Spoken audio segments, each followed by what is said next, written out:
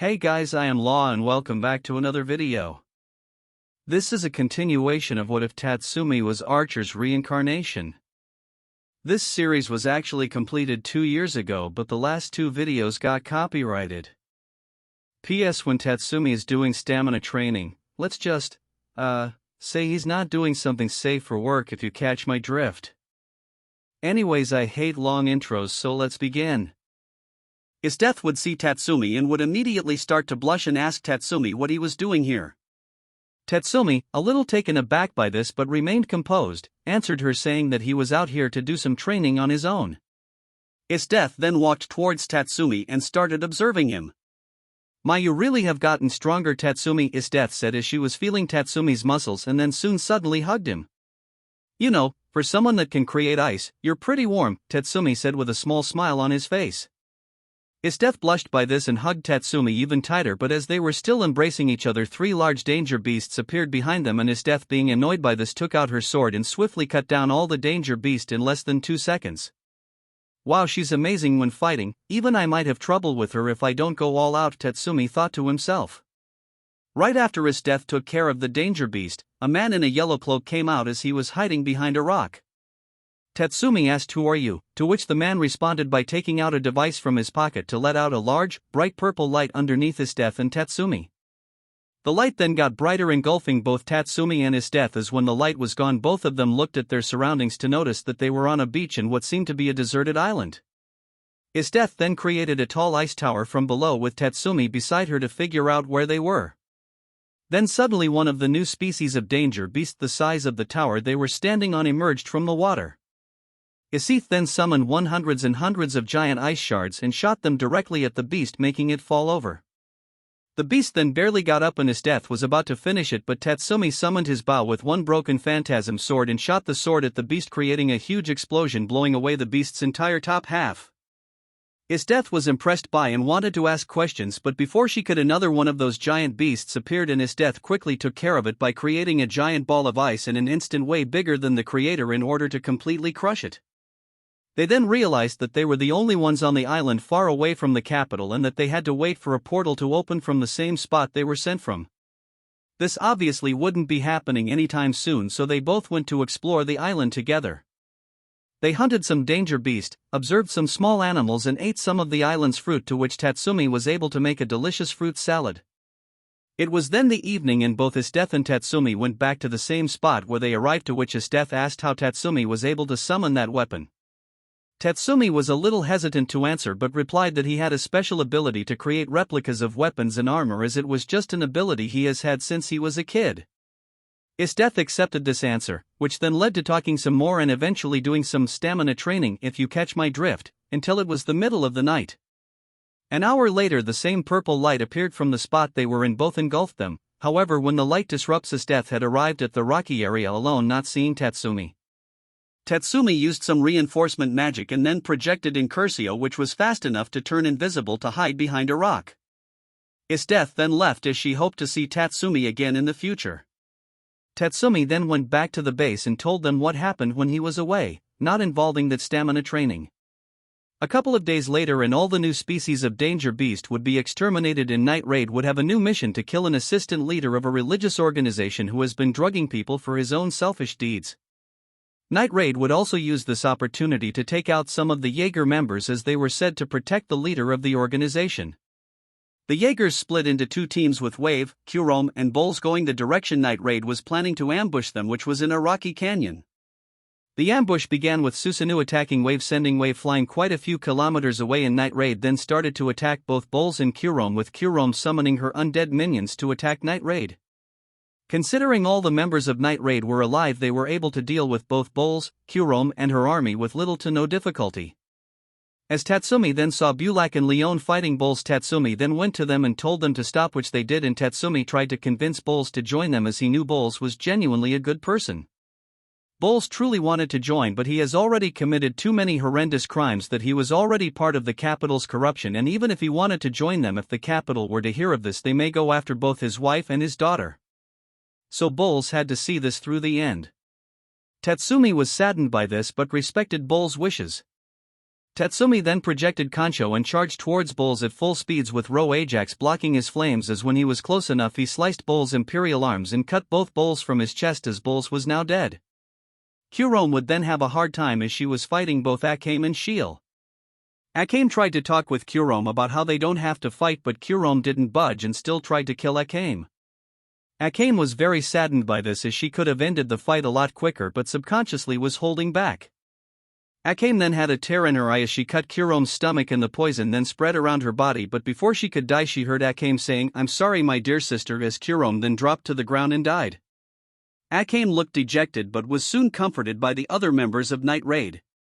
Night Raid then went back to their base as they couldn't complete their mission of taking out the assistant leader of the religious organization as they assumed Death and Saria were already there.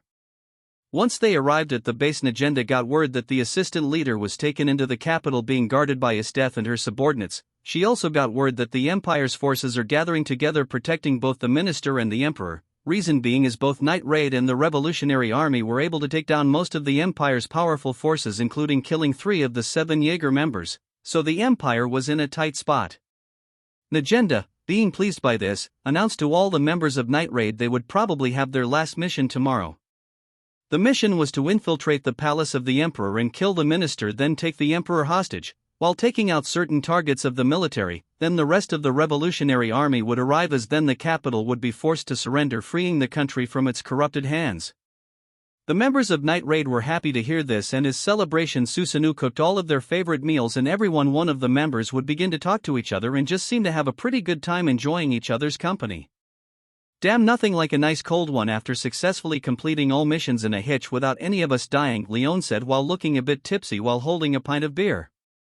"And we owe it all to this guy," Leon said while wrapping her arm around Tatsumi's neck. "What?" said Tatsumi confused. "Well, ever since you joined Quiet majority of yous have gotten significantly stronger," Akame said. "Also if it weren't for you both me and mine would have surely died that night," Shiel said. "Plus you've also been a good team member and friend," Bulak said smiling. Tatsumi was a little embarrassed but felt that he couldn't be any happier, having such great friends by his side. "Damn you guys, I'm not that great, don't sell yourself short," Tatsumi. Negenda spoke. "We truly are thankful that you're a part of our team." Tatsumi scratched the back of his head and tried to hide his bashful smile, but all the members could tell he probably felt like the happiest man alive. "I should be thanking you guys," Tatsumi said in a whisper that could barely be heard but some of the members were able to hear but didn't press him on to ask what he meant. Tatsumi then thought about all the good memories he's had in his village and with Night Raid and almost felt as if having to go through all that suffering was worth it to feel the amount of happiness he felt right now, almost as if he had been searching for so long to finally find salvation. Salvation, huh? Wait, maybe Tatsumi then had a thought to test out something but would do it after dinner with Night Raid which lasted 35 minutes. Tatsumi was outside a couple of feet away from the base and Shiel went out to look for him to do some stamina training, as when she did, she saw him but before she called out to him she saw saying some sort of chant and saw him being surrounded by some dark blue mist and some neon green lightning and when he finished his chant he suddenly disappeared. Shiel then went wide-eyed and was about to go to the members of Night Raid until Tatsumi then reappeared. Shiel then ran towards Tatsumi and asked what just happened, to which he responded with a smile saying it's one of his trump cards. Shiel tried to ask him more questions but Tatsumi gave vague answers until she finally gave up. They then walked back to his room to see mine there as they would then all proceed to do some stamina training until the middle of the night as they finally all went to sleep. It was the next morning at around 6 a.m. The plan to infiltrate the palace would go like this: they would split up into groups and find different routes to enter while taking out certain targets. They should all be in the palace by 9 and the Revolutionary Army. They all agreed and left the base with Tatsumi's group being Lubbock and Leon. They arrived at the capital only 2 kilometers away from the palace near a forest. They were about to proceed until suddenly they were ambushed by some soldiers, 2 men, one with an X-shaped scar on his face and one very tall wearing very bulky armor. These 2 were Sayura and General Budo, Sayura being the one who teleported both Tatsumi and his death to that island. "I assume you 3 are Night Raid, correct?" Syria said with a cocky attitude. "My reputation in the capital is gonna skyrocket when I have your heads," he continued. They both activated their imperial arms which Sayura had one where he could teleport anywhere depending where he maked and General Budo being able to emit lighting from his armor. They all engaged in battle with Tatsumi taking on Budo and Lubbock and Leon taking on Sayura once Leon made quick work of the soldiers.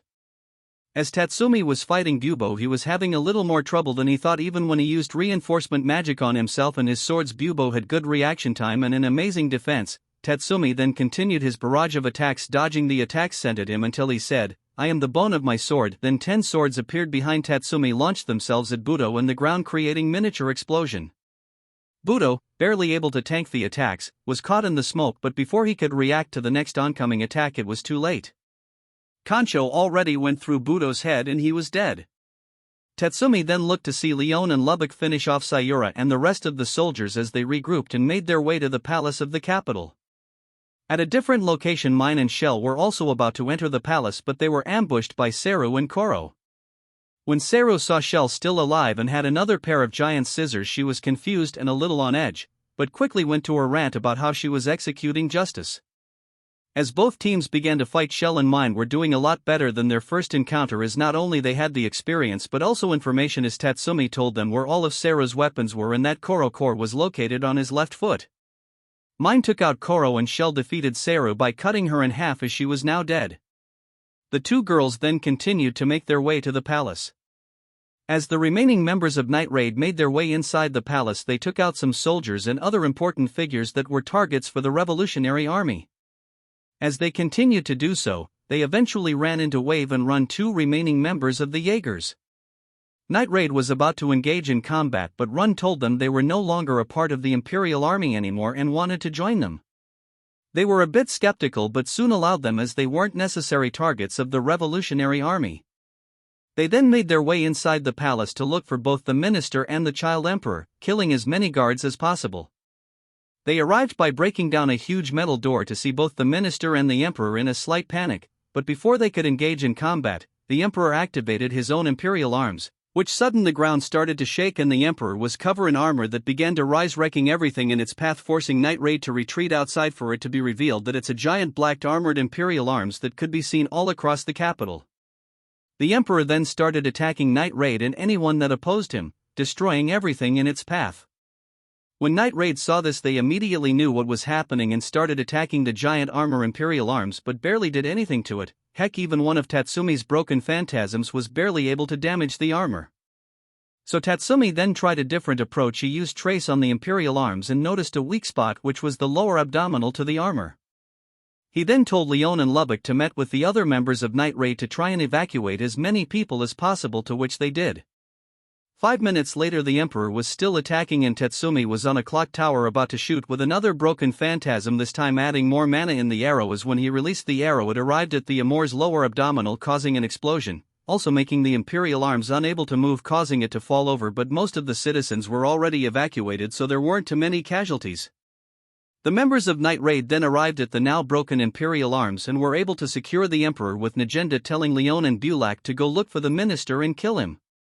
Tatsumi then meets up with Night Raid to find both Run and Wave there as well. Tatsumi then took a walk to see the amount of destruction the imperial arms had done, near the now half-destroyed palace of the capital, to meet his death. Reason why she was in the fight earlier is because she had to deal with some revolutionary soldiers in the outskirts and had just arrived at the middle of the fight between Night Raid and the emperor. This is unprecedented. To think that the one you stole my heart is also a member of Night Raid, as Death said. Give it up, as Death, the minister no longer has control over the country. Why do you come with me? We could start a new life where we could go on different adventures, earn money, and fight powerful danger beasts together. Tatsumi said. As much as I would want that, I am very loyal to the capital and will fight to the end, even if that means killing you, Tatsumi, is Death spoke. Tatsumi knew that he couldn't convince her with words, so the only way to get her to his side was to fight her and win. Alright then, let's begin, Tatsumi said as the two then charged to each other, engaging in furious clash against swords. Hit his Death also shooting hundreds of ice projectiles at Tatsumi at fast speeds, but he was able to dodge and parry the attacks. Both of them weren't able to leave a mark on either opponent, as his Death was good, really good, possibly the most challenging opponent he has faced ever since he entered this world. Tatsumi then decided it was time to use his trump card. He created some his and projected 10 swords which shot at his Death, but she blocked it with a giant ice wall. Tatsumi then lifted up his hand and the sentence that came out of his mouth was, "I am the bone of my sword." So that's it, guys. Hope you enjoyed this video and I hope to see you in the next one.